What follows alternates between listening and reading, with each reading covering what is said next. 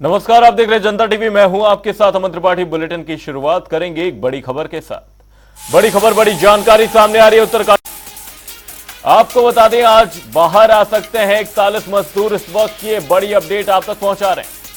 वहीं 12 दिन से मजदूर टनल में फंसे हुए हैं। वहीं कुछ ही घंटों में रेस्क्यू ऑपरेशन पूरा होने की उम्मीद जताई जा रही है। साथ ही आपको जानकारी के लिए बता दें, करीब 32 इंच पाइप के जरिए ये मजदूर निकाले जाएंगे। मजदूरों के लिए 41 बेड का हॉस्पिटल तैयार किया गया है। वहीं एयरलिफ्ट करने की भी पूरी तैयारी कर ली गई है। एनडीआरएफ की 15 सदस्यीय टीम रेस्क्यू ऑपरेशन में जुटी हुई है। वहीं चिलियानी सौड़ सीएचसी में 41 बेड का अस्पताल तैयार किया गया है। मौके पर 41 एम्बुलेंस भी अलर्ट मोड पर रखी गई है। टनल हादसे में यह बड़ा अपडेट सामने। आज बाहर आ सकते हैं 41 मजदूर। 12 दिन से ये मजदूर टनल में फंसे हुए हैं। वहीं कुछ ही घंटों में रेस्क्यू ऑपरेशन पूरा होने की उम्मीद जताई जा रही है। करीब 32 इंच पाइप के जरिए ये मजदूर निकाले जाएंगे। वहीं मजदूरों के लिए 41 बेड का हॉस्पिटल तैयार किया गया है। एयरलिफ्ट करने की भी इस दौरान पूरी तैयारी कर ली गई है। वहीं एनडीआरएफ की 15 सदस्यीय टीम रेस्क्यू ऑपरेशन में जुटी हुई है। ये बड़ी खबर, बड़ी जानकारी। चिलियानी सौड़ सीएचसी में 41 बेड का अस्पताल तैयार किया गया है। वहीं मौके पर 41 एम्बुलेंस तैयार रखी गई है। उत्तरकाशी टनल हादसे में ये बड़ा अपडेट, बड़ी जानकारी है। आज बाहर आ सकते हैं 41 मजदूर। ये बड़ी अपडेट सामने है। 12 दिन से मजदूर टनल के अंदर ही फंसे हुए हैं। वहीं कुछ ही घंटों में रेस्क्यू ऑपरेशन पूरा होने की उम्मीद जताई जा रही है। करीब 32 इंच पाइप के जरिए ये मजदूर निकाले जाएंगे।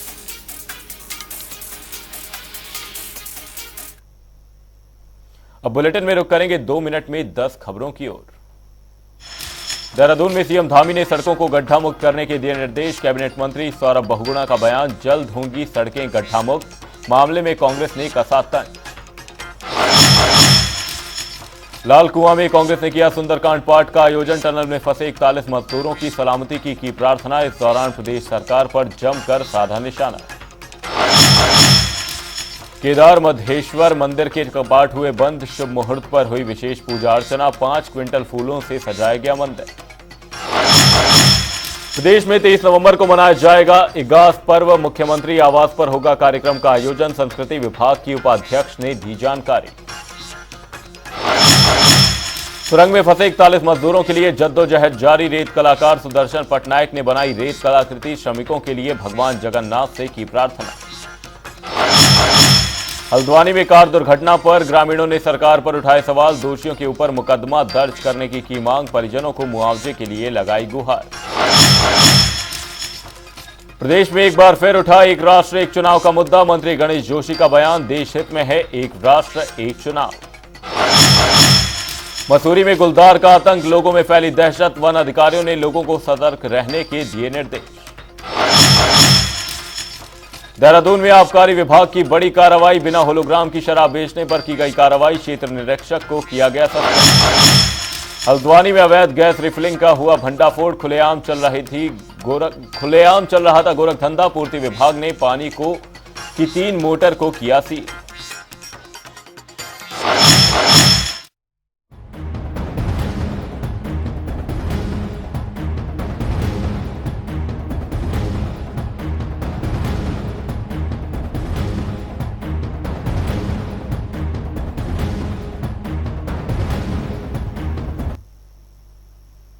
दो मिनट में 10 खबरों के बाद अब रुक करेंगे एक बड़ी खबर की ओर। बड़ी खबर, बड़ी जानकारी सामने आ रही है इस वक्त की। बड़ी खबर आपको बता दें, उत्तरकाशी टनल हादसे में बड़ा अपडेट सामने। आज बाहर आ सकते हैं 41 मजदूर। ये बड़ी अपडेट सामने। 12 दिन से ये मजदूर टनल के अंदर फंसे हुए हैं। वहीं कुछ ही घंटों में रेस्क्यू ऑपरेशन पूरा होने की उम्मीद जताई जा रही है। बड़ी अपडेट सामने है। करीब 32 इंच पाइप के जरिए मजदूर निकाले जाएंगे। लाइव तस्वीरें आप देख सकते हैं किस तरीके से रेस्क्यू ऑपरेशन को लेकर तैयारियां तेज कर दी गई हैं। एयरलिफ्ट करने की भी इस दौरान पूरी तैयारी। लाइव तस्वीरें। एनडीआरएफ की 15 सदस्यीय टीम रेस्क्यू ऑपरेशन में जुटी हुई है। वहीं चिलियानी सौड़ सीएचसी में 41 बेड का हॉस्पिटल तैयार किया गया है। मौके पर 41 एम्बुलेंस अलर्ट मोड पर रखी गई है। लाइव तस्वीरें आपकी टेलीविजन स्क्रीन पर। रेस्क्यू ऑपरेशन को फिलहाल तेज किया जा रहा है। अपडेट सामने है, आज बाहर आ सकते हैं 41 मजदूर। वहीं 12 दिन से ये मजदूर टनल के अंदर फंसे हुए हैं। वहीं कुछ ही घंटों में रेस्क्यू पूरा होने की उम्मीद जताई जा रही है। करीब 32 इंच पाइप के जरिए ये मजदूर निकाले जाएंगे। वहीं मजदूरों के लिए 41 बेड का हॉस्पिटल तैयार किया गया है। वहीं एयरलिफ्ट करने की भी इस दौरान पूरी तैयारी है। आपको बता दें, एनडीआरएफ की 15 सदस्यीय टीम रेस्क्यू ऑपरेशन में जुटी हुई है। ये लाइव तस्वीरें आपकी टेलीविजन स्क्रीन पर।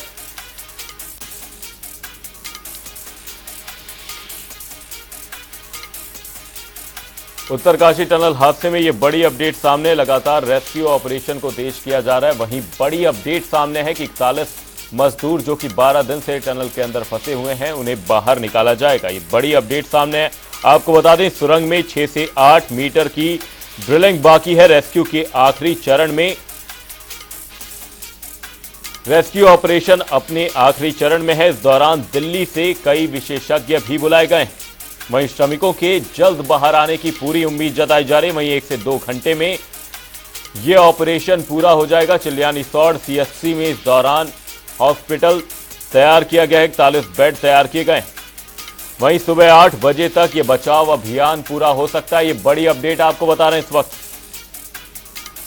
वहीं लोहे की संरचना इस बीच बाधा बनती हुई नजर आई, इसलिए रेस्क्यू ऑपरेशन में यह देरी देखी जा रही है। वहीं पाइप में अंदर से रेंग कर मजदूर बाहर निकाले जाएंगे। एयरलिफ्ट करने की भी इस दौरान पूरी तैयारी है। वहीं पीएम ने बचाव कार्यों की इस दौरान पल पल की अपडेट सीएम पुष्कर सिंह धामी से ली है। आपको बता दें, रेस्क्यू के आखिरी चरण में ऑगर मशीन भी खराब हुई। वहीं चिल्यानीसौड़ सीएचसी में 41 बेड का हॉस्पिटल तैयार किया गया है। वहीं 41 जिंदगियों को बचाने के लिए आज रेस्क्यू ऑपरेशन का 12वां दिन है। वहीं बचाव अभियान अपने अंतिम फेज में है।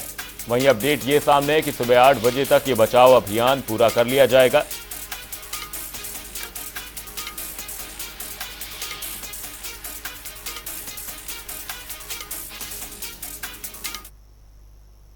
पहाड़ों में भगवान और मंदिरों को लेकर लोगों में काफी महत्ता होती है। लोगों का मंदिरों में और भगवान में खास आस्था होती है। जब से 41 जिंदगियां सिलक्यारा टनल में फंसी हैं, तब से टनल के मुख्य द्वार पर बने बाबा बौफनाग के इस मंदिर में रोज पूजा अर्चना की जा रही है। हर कोई इनके आगे माथा टेकते हुए उन 41 जिंदगियों की सलामती की दुआ मांग रहा है। अब इसी बीच ये खबर सामने है कि 41 मजदूरों के बाहर आने के बाद यहां बाबा बौफनाग का मंदिर बनाया जाएगा।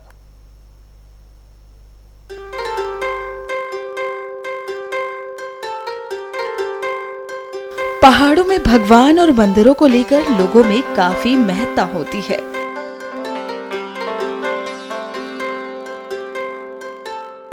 लोगों की मंदिरों में और भगवान में खास आस्था होती है। और जब से 41 जिंदगियां सिलक्यारा टनल में फंसी हैं, तब से टनल के मुख्य द्वार पर बने बाबा बौफनाग के इस मंदिर में रोज पूजा अर्चना की जा रही है। हर कोई इनके आगे माथा टेकते हुए उन 41 जिंदगियों की सलामती की दुआ मांग रहा है।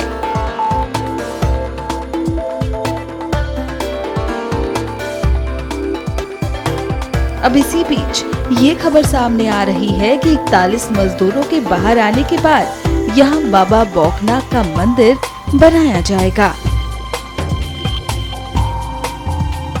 अवस्थी साहब, ये बताइए, जो बौफनाग देवता का मंदिर है ऊपर जी, उस मंदिर में भी आपने पूजा अर्चना की? पूजा अर्चना की। ये बताइए, ये जो टनल बनने का काम शुरू हुआ जी, क्या यहाँ कोई मंदिर था जिसे तोड़ा गया था पहले? यहाँ कोई मंदिर नहीं था, लेकिन जब टनल शुरू हुआ है तब उन्होंने छोटा सा एक वहाँ पे अपनी उसके लिए रखा है। और वो थोड़ा उन्होंने आगे लगा, वहाँ पत्थर गिर रहा था, कोई पुराना कोई मंदिर नहीं तो था। ये विघ्न बाधा क्यों आ रहा है फिर? ये तो तब ये जो बाबा बौफनाग, ये उत्तराखंड की धरती है। हाँ? और ये जो देवभूमि है, ये जो है गंगा और यमुना के बीच में बाबा बौफनाग जो है वो टॉप टिप्पा में है। ठीक है, ये उसका जो है उसने हो सकता है भगवान की उसकी इच्छा न हो, उसने अपना प्रत्यक्ष दे दिया होगा प्रमाण की ऐसा मेरा मंदिर बनाओ, ये करो सो करो, तो मंदिर जो है। अब यहाँ ऊपर आप लोग टनल के मुख्य द्वार के सामने मंदिर स्थापित करने की कोशिश कर रहे हैं? वो तो है ही, एक वो तो मंदिर कह बनेगा यहाँ। ये मंदिर बनेगा सब। जिस झंडी के पास आप पूजा कर रहे जी। थे, टनल के गुफा के बगल में जो है, जी। क्या वहाँ मंदिर बनेगा? बनेगा। किस भगवान का? ये बाबा भोकनाथ का। बाबा भोकनाथ। जी, बाबा क्या ये भोकनाथ। शिव के रूप हैं? शिव की रूप है, कृष्ण है, और वो है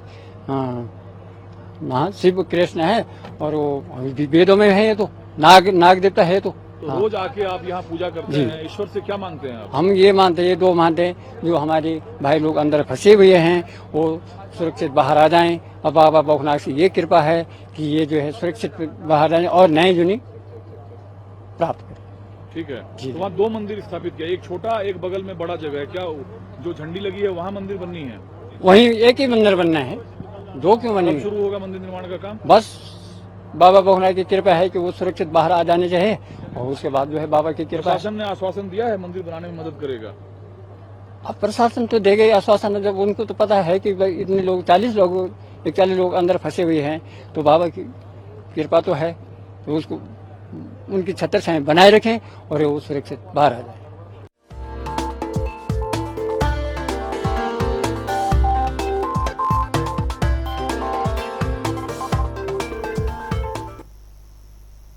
तो वहीं टनल में फंसे श्रमिकों के परिजनों से मुलाकात करने के लिए कांग्रेस के कई नेता उत्तरकाशी पहुंचे। इस दौरान उन्होंने श्रमिकों के परिजनों को ढांढस बंधाया, साथ ही सभी श्रमिकों के जल्द सकुशल टनल से बाहर आने की कामना की।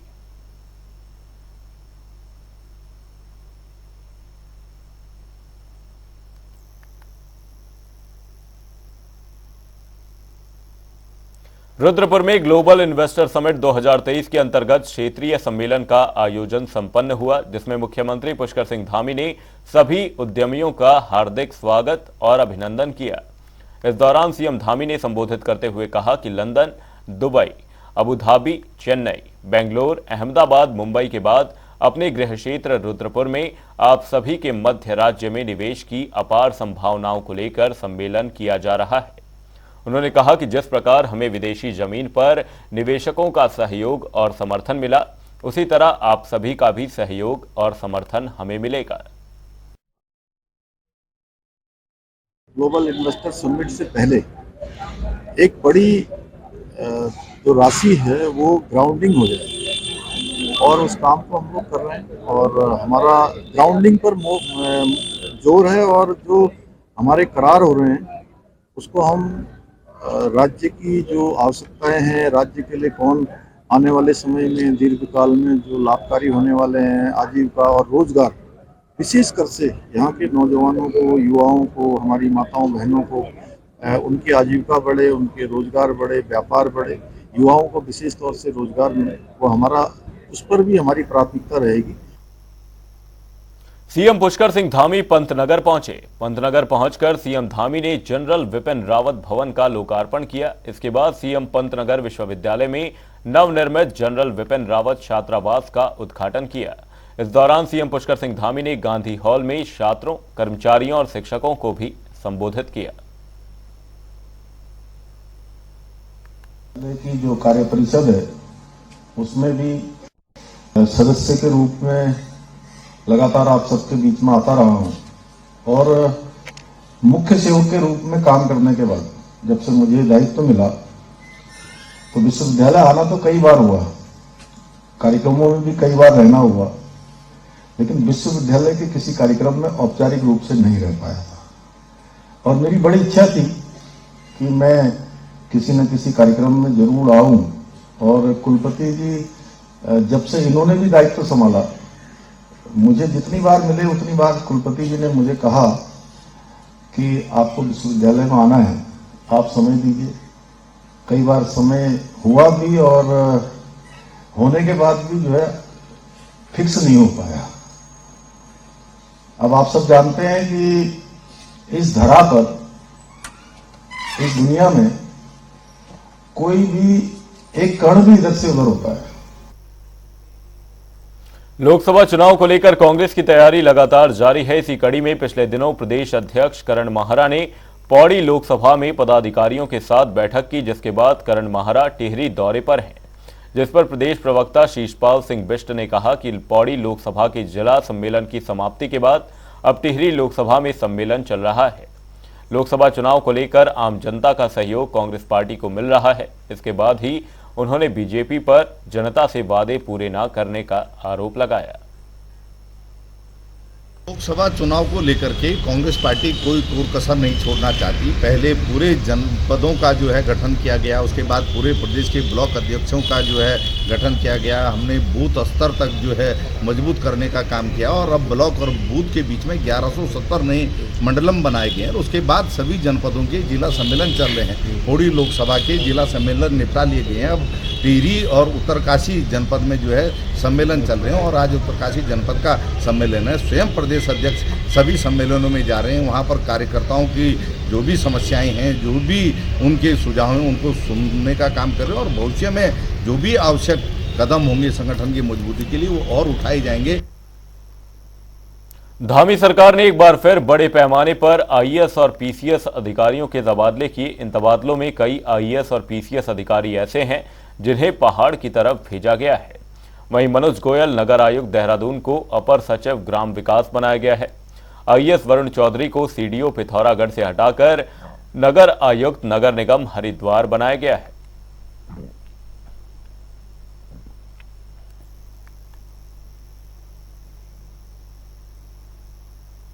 सड़कों को गड्ढा मुक्त करने के लिए मुख्यमंत्री पुष्कर सिंह धामी ने पीडब्ल्यूडी के अधिकारियों को निर्देशित किया है कि प्रदेश की सभी सड़कों को गड्ढा मुक्त किया जाए। वहीं इसको लेकर कैबिनेट मंत्री सौरभ बहुगुणा ने कहा कि प्रदेश की सड़कें पूरी तरह से गड्ढा मुक्त हो जाएंगी। तो दूसरी ओर इस मामले पर तंज कसते हुए कांग्रेस प्रदेश प्रवक्ता गरिमा दसौनी महारा का कहना है कि प्रदेश सरकार ने सड़कों को गड्ढा मुक्त करने के लिए निर्देश तो जारी किए हैं, लेकिन अभी तक प्रदेश की सड़कों के हाल बेहाल हैं। स्मार्ट सिटी के कार्यों से लोगों को दिक्कतों का सामना करना पड़ता है। नहीं, देखिए, मैं मुख्यमंत्री जी की बात से एकदम सहमत हूँ और जिस तरीके से उन्होंने पीडब्ल्यूडी के अधिकारियों को एक स्पष्ट निर्देश दिए हैं कि 30 नवंबर से पहले सारे उत्तर प्रदेश की जो रोडें हैं वो गड्ढा मुक्त होनी चाहिए, वरना वो सस्पेंड करेंगे अधिकारियों को। और होना भी चाहिए, क्योंकि सरकार के रूप में हमारा सबका फर्ज यही है कि जो हमारी पब्लिक है उसको कहीं ना कहीं सुविधा पहुंचाई जाए, रोडों का नेटवर्क अच्छा हो। एक्सीडेंट्स होने का डर होता है जब गड्ढे होते हैं, लोगों को चोट लगने का डर होता है, और जो अधिकारी अपनी जिम्मेदारी को नहीं समझ रहा है और काम नहीं कर रहा है उसके खिलाफ एक्शन होना चाहिए। लानत है और काफी अपेक्षा भी थी इस बात की। हम कह ही रहे थे कि अभी इन्वेस्टर समिट होने दीजिए, उद्योगपतियों का और पूंजीपतियों का जब आगमन होगा उत्तराखंड के अंदर तो उनके लिए रेड कारपेट वेलकम की तरह सड़कें चाक चौबंद कर दी जाएंगी। और वही हुआ जो हमने कहा था। पिछले 60 सालों से भाजपा सत्तारूढ़ है और मुख्य विपक्षी दल का कोई नेता, कोई पदाधिकारी ऐसा नहीं है जिसने सड़कों के गड्ढों को लाइव अपने सोशल मीडिया से टेलीकास्ट करके मुख्यमंत्री धामी को आईना ना दिखाया हो। योग गुरु स्वामी रामदेव और आचार्य बालकृष्ण ने संयुक्त प्रेस कॉन्फ्रेंस की। उन्होंने कहा कि कुछ डॉक्टरों ने एक समूह बनाया है जो लगातार योग, आयुर्वेद आदि के खिलाफ प्रचार करता है, लेकिन अगर हम झूठे हैं तो हम पर 1000 करोड़ रुपए का जुर्माना लगाएं। उन्होंने कहा कि हमारे पास ज्ञान विज्ञान की दौलत है, लेकिन भीड़ के आधार पर सच और झूठ का फैसला नहीं हो सकता। पतंजलि कभी झूठा प्रचार नहीं करता, बल्कि पतंजलि ने तो स्वदेशी आंदोलन को बढ़ावा दिया। जो झूठ फैलाया जा रहा है उसका पर्दाफाश होना चाहिए।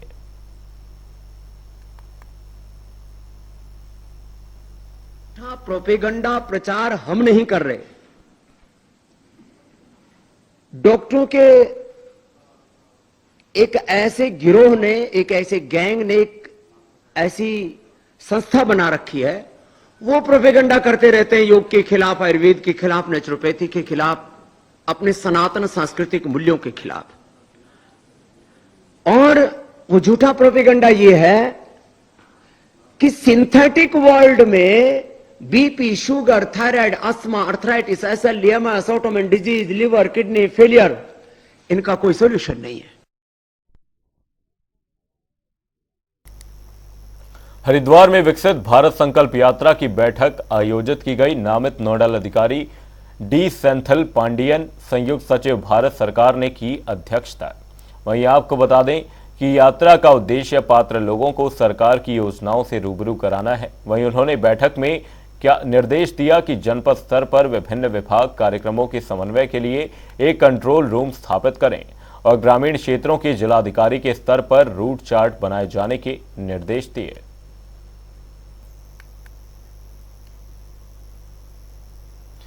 रुड़की के रामपुर चुंगी से पुरानी तहसील तक की सड़क का भाजपा विधायक प्रदीप बत्रा और स्थानीय पार्षद जावेद अली ने फीता काटकर उद्घाटन किया। इस दौरान प्रदीप बत्रा ने कहा कि आपदा के समय यह मार्ग पूरी तरह से बदहाल हो चुका था, जिस पर चलना लोगों का दूभर था, लेकिन अब इस मार्ग के निर्माण से लोगों को बड़ी राहत मिलेगी।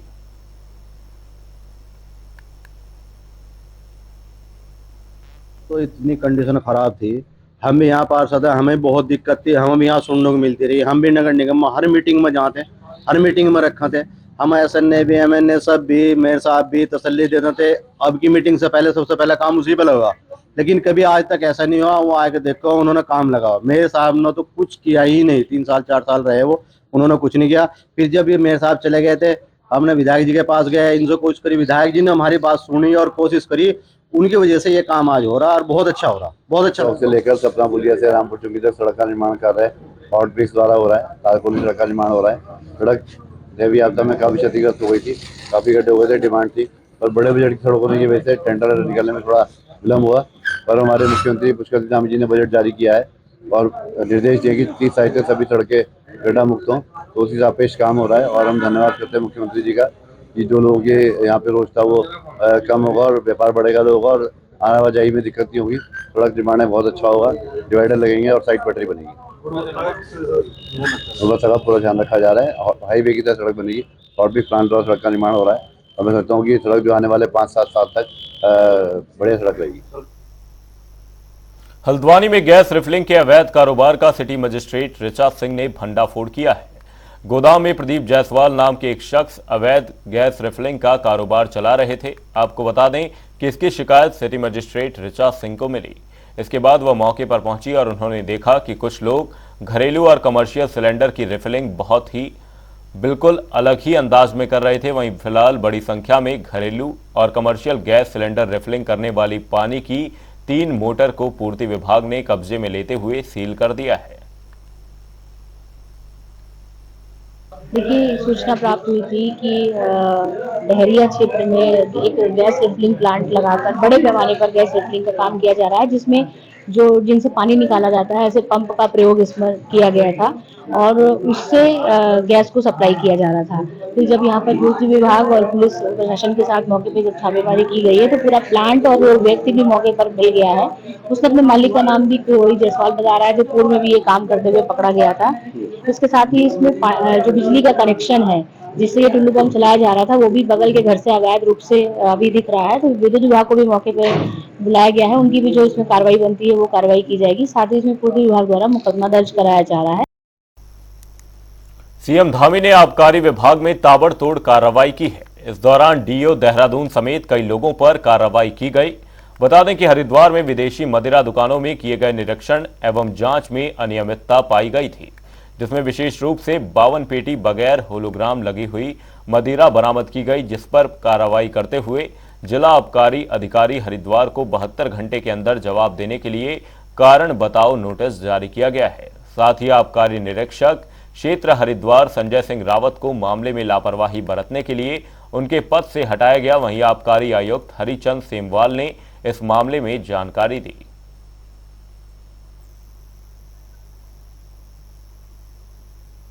बुलेटिन में फिलहाल के लिए सिर्फ इतना। कहीं जाएगा नहीं, जनता डी पर खबरों का सिलसिला रहेगा बरकरार। तब तक के लिए नमस्कार।